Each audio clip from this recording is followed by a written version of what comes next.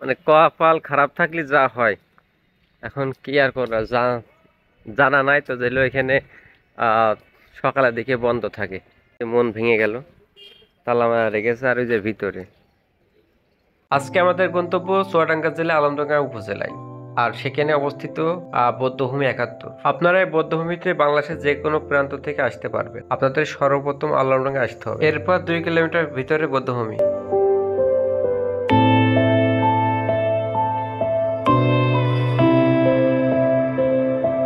আসসালামু আলাইকুম, সবাই কেমন আছেন? আশা করি সবাই ভালো আছেন, আমিও ভালো আছি আলহামদুলিল্লাহ। তো আজকে দুই ভাই ছুটে চলেছি চুয়াডাঙ্গা জেলার আলমডাঙ্গা উপজেলায় বৌদ্ধভূমি দেখার জন্য। তো আমরা রাতে সিদ্ধান্ত নিই যে আজকে আমরা সারাদিন ঘুরবো। তো যেই কথা সেই কাজ, আমরা বেরিয়ে পড়ি আলমডাঙ্গার উদ্দেশ্যে। তো আমরা সকালে কোনো খাওয়া দাওয়া করি নাই, তো আমাদের সর্বপ্রথম খাওয়া লাগবে। তো খাওয়ার জন্য আমরা ভালাইপুর বাজার থেকে সকালে নাস্তা শেষ করবো, দেন তারপর আমরা আলমডাঙ্গার উদ্দেশ্যে যাব।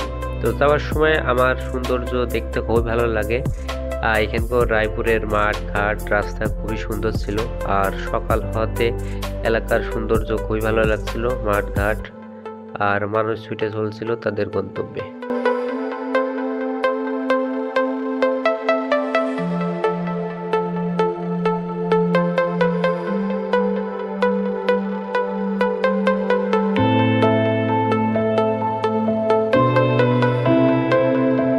সর্বপ্রথমে আমরা ভালাইপুরে বাজারে এসে হোটেলে নাস্তা শেষ করি, আর এই আছে হোটেল। আমরা এখানেই সকালে নাস্তা শেষ করে বাজারে বেরিয়ে পড়ি।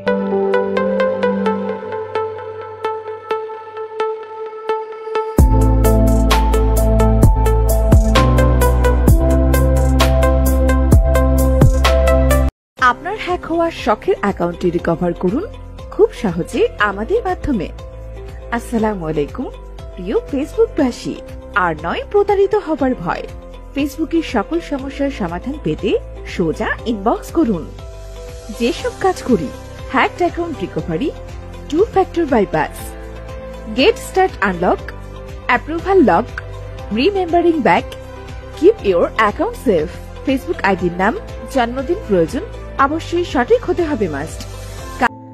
দুই ভাই ভালাইপুর বাজারে নাস্তা শেষ করে আবারও ছুটে চলল আমাদের গন্তব্যে। আমাদের নেশা জেগেছে বৌদ্ধভূমি দেখার জন্য, আর এভাবে আমরা ছুটতে থাকি মোটর সাইকেলের উপরে আর দেখতে থাকি চুয়াডাঙ্গা জেলার সৌন্দর্য। সত্যি চুয়াডাঙ্গা জেলা খুবই সৌন্দর্য। আর সব থেকে ভালো লাগছিল যে আমাদের ঝিনাইদহ জেলার মতো চুয়াডাঙ্গাও প্রচুর পানের চাষ হয়, আর এইদিকে তো বাড়ির ভিতরেও পানের চাষ।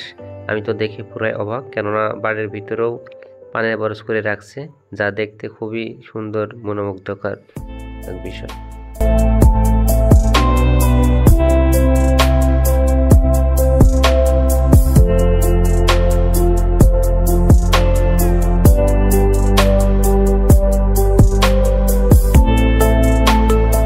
আর এইভাবে আমরা আলমডাঙ্গা লাল ব্রিজে চলে আসি।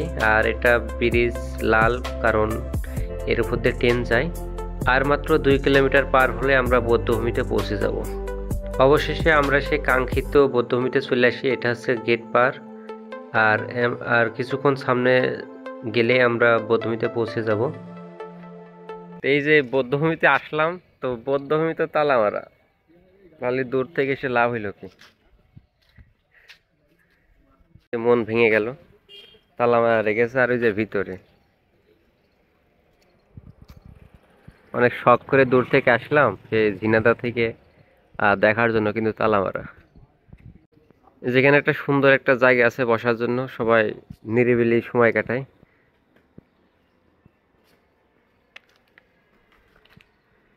ভ্রমণের সঙ্গে সালাম ভাই, সালাম ভাইয়ের সাথে করে আসা, কিন্তু সেখানে তালা মারা।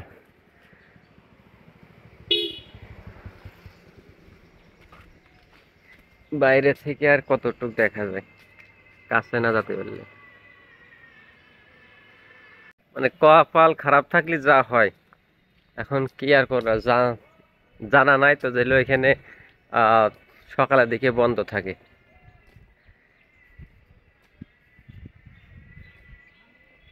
চাইছিলাম যে আমিও একটু দেখি, আপনাদের একটু দেখাই, কারণ আপনারা আমাকে সাপোর্ট দিচ্ছেন।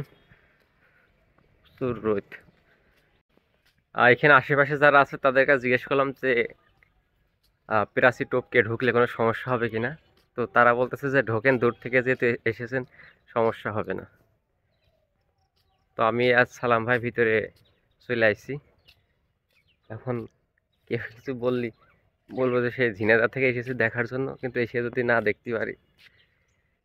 এই যে এই ফলকে এখানে ইতিহাসের ইতিহাসের তথ্য এখানে দিয়ে আছে, আপনাদের একটু দেখাই। আর এর ভিতরে যে ইতিহাসের যে গণহত্যা করা হয়েছিল তারই মূর্তি আর কি এর ভিতরে রেখে দিয়েছে, যেগুলো আমাদেরকে ইতিহাস সম্পর্কে ধারণা দেয়। আমরা এখন এই যে বৌদ্ধভূমির পরে উঠতেছি, চারিপাশে সিঁড়ি, যে অনেকে টিস্যু ফেলে রেখে গেছে।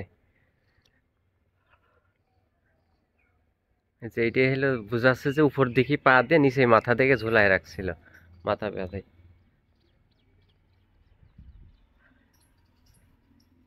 এই যে এগুলো আমাদের ইতিহাসের সাক্ষী যে পাকিস্তান হানাদার বাহিনী আমাদেরকে কিভাবে নির্মমভাবে হত্যা করেছিল সে 1971 সালে। তো আমরা অবশেষে এখন বৌদ্ধভূমির উপরে, এই যে আমার পেছনে যে কিভাবে হত্যা করতো তারই একটা হলো মূর্তি বানিয়ে রেখেছি, একটা আছে, তারপর এখানে একটা আছে। এই যে এর আগে কয়বার এসেছেন? একবার। আর এবারে আরেকবার, দুইবার, তিনবার? দুইবার হচ্ছে।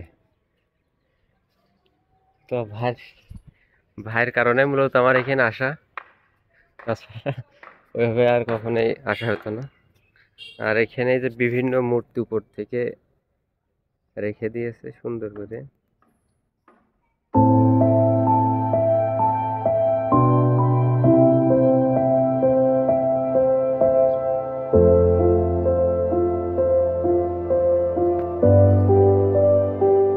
ঝিনাইদহ জেলা থেকে মূলত এখানে আসা এই বৌদ্ধভূমিটা দেখার জন্য, কারণ এখানে ইতিহাসের সাক্ষী রয়েছে 1971 সালের পাকিস্তান বাহিনীর যে বরাবর নির্যাতন নিপীড়ন, তারই কাল সাক্ষী হিসেবে এই বৌদ্ধভূমিটা নির্মাণ। আর এখানে অনেকগুলো মাথার খুলি আছে ইতিহাসের সাক্ষী হিসেবে। তো এখানে আসতে পেরে অনেক ভালো লাগছে। তো আমার মতো আপনারাও এখানে আসবেন, দেখবেন। আর যারা আমার ভিডিওর মাধ্যমে দেখতেছেন তারা অবশ্যই আমার চ্যানেল, আমার পেজ ফলো দিবেন। এমন দর্শনীয় স্থান, তারপরে ভালো ভালো জায়গা আপনাদেরকে দেখানোর চেষ্টা করব। এখানে প্রচুর গরম, খালি পায়ে উঠেছি শহীদদের সম্মান জানানোর জন্য, কারণ অবশ্যই আমাদের সম্মান জানাতে হবে। আর সেই জায়গা থেকেই খালি পায়ে ওঠা, যদিও অনেক গরম। তো আজকে ভিডিও এখানে শেষ করছি। সবাই ভালো থাকবেন, সুস্থ থাকবেন, আমার জন্য দোয়া করবেন যেন এমন ভিডিও আপনাদেরকে উপহার দিতে পারি। ধন্যবাদ।